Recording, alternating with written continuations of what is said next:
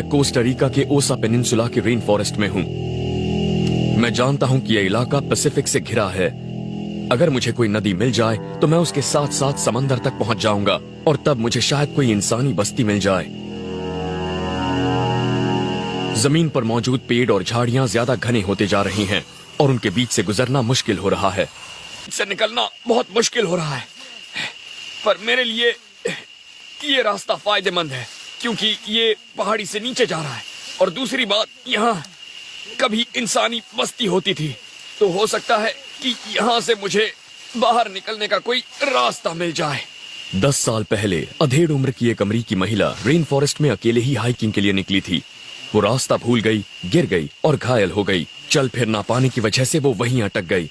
हालांकि उसे ढूंढने वाले दल में 90 लोग थे, पर जब उसे 2 हफ्तों बाद ढूंढ निकाला गया तब तक उसका शव सड़ चुका था। मैं नहीं जानता मैंने कितनी दूरी तय की है, पर लगता है कि मैं आगे बढ़ रहा हूँ। लेकिन इससे थकावट भी हो रही है और दूरियां तय करने में काफी लंबा वक्त भी लग रहा है। पेट खराब होने से मुझे कमजोरी महसूस हो रही है और मैंने पिछले 2 दिन से ठीक से कुछ खाया भी नहीं है। मैं जानता हूं कि जंगल में अंधेरा बहुत जल्दी छा जाता है, इसीलिए मुझे कैंप और खाना ढूंढना होगा। ये झाड़ियां बहुत घनी हैं और अब ये दूसरे जंगल के ठीक बीचों बीच है।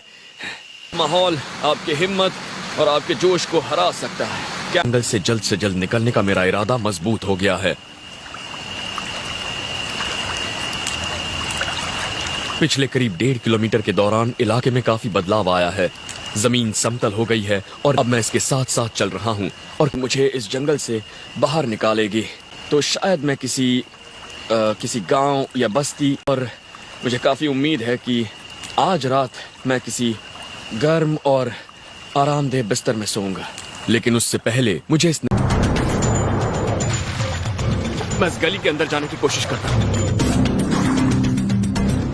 जरा संभल कर, पहले मैं जाकर देखता हूँ। जब 5 हो तो आपको बहुत चौकन्ना रहना पड़ता है।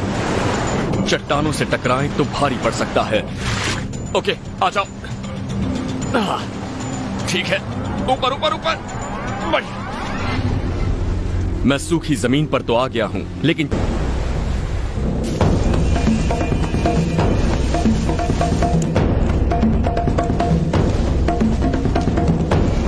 मुझे सबसे पहले तो इस टापू को पार करना है। इसका पूर्वी किनारा पनामा की ओर है। पहले ये पता लगाना होगा कि उसके आगे क्या है, तभी मैं आगे का प्लान बना सकता हूँ। 5 मिनट बाद मैंने इसे पार कर लिया है। जहां तक नजर जाती है सुनसान इलाका नजर आता है। ऐसे इलाकों में जब तक पीने के पानी का कोई स्रोत नहीं मिलता, तब तक आपको खुद ही अपनी जान बचाने के उपाय करने होंगे।